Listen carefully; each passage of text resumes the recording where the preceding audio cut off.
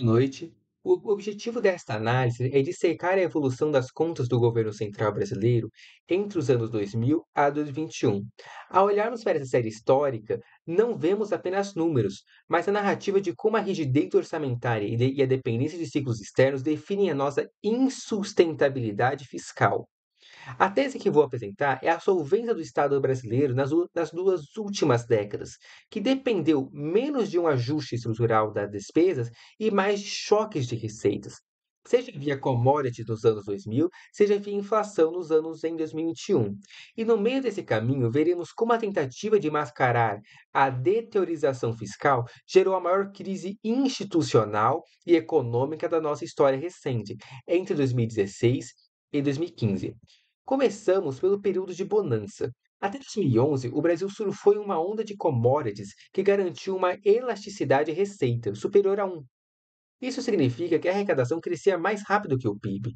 Isso permitiu também que o governo expandisse gastos obrigatórios, né, previdências e pessoal, e ainda assim entregar superávites primários robustos.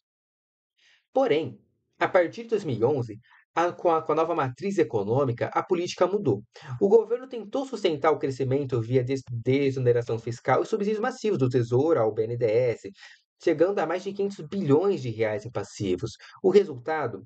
A receita parou de crescer, mas a despesa pública, que é rígida e indexada, continuou sua marcha inercial de alta. Foi aí que tudo explodiu. Acho que chegamos então ao ponto crítico, o triênio 2014 a 2016. Em 2014, tivemos o primeiro déficit primário da série. Para evitar revelar a quebra de meta fiscal em ano eleitoral, utilizou-se o expediente das pedaladas fiscais. Tecnicamente, o que foram as pedaladas? O Tesouro Nacional atrasou deliberadamente repasses obrigatórios para bancos públicos, como a Caixa e o Banco do Brasil, que pagarem, né, os benefícios sociais. Na prática, isso forçou os bancos estatais a usarem caixa próprio para financiar despesas da União. Isso figura uma operação ilegal de crédito entre bancos e seu controlador, violando a lei de responsabilidade fiscal para maquiar o resultado primário. Essa manobra gerou uma crise de credibilidade fatal. A crise política que comungou no impeachment em 2016 não foi um evento isolado. Ela retroalimentou a crise econômica. A incerteza política paralisou os investimentos. O PIB contraiu quase 7% em 2 anos e a arrecadação despencou. Como 93% das despesas eram obrigatórias, o governo não conseguiu cortar gastos na velocidade da queda da receita. O resultado foi catastrófico. Déficits primários superiores a 150 bilhões de reais e a dívida bruta saltando de 52 para 70% do PIB em tempo recorde, levando à perda do nosso grau de investimento. A resposta a esse colapso foi o teto de gastos em 2016, uma tentativa de forçar o ajuste pelo lado das despesas. De 2017 a 2019, vimos uma redução lenta, baseada na compreensão do investimento público para acomodar a previdência. Mas em 2020, fomos atingidos pela pandemia. O Estado acionou o orçamento de guerra. Tivemos um déficit primário histórico, cerca de 10% do PIB, mais de 700 bilhões de reais.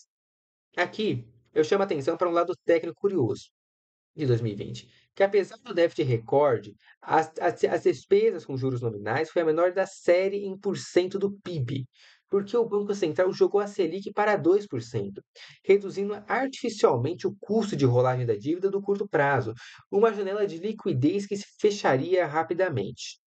Finalmente, em 2021, tivemos uma melhora abrupta, quase zerando o déficit primário. Mas cuidado com a interpretação. Não foi apenas mérito fiscal.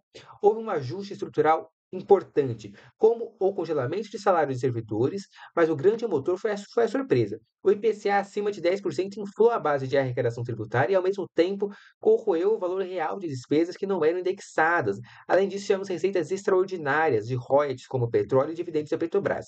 Concluo essa análise com um alerta. O ajuste de 2021 melhorou a foto, mas não o filme. A dívida bruta caiu pelo efeito denominador da inflação do PIB nominal. Mas a conta chegou de forma de juros alta, com a Selic voltando a 2 dígitos para combater essa mesma inflação. O custo de dívida explodiu novamente. Sem reformas, sem ataque à rigidez de despesas obrigatórias, o Brasil continuará a depender da inflação para fechar as contas. Muito obrigado.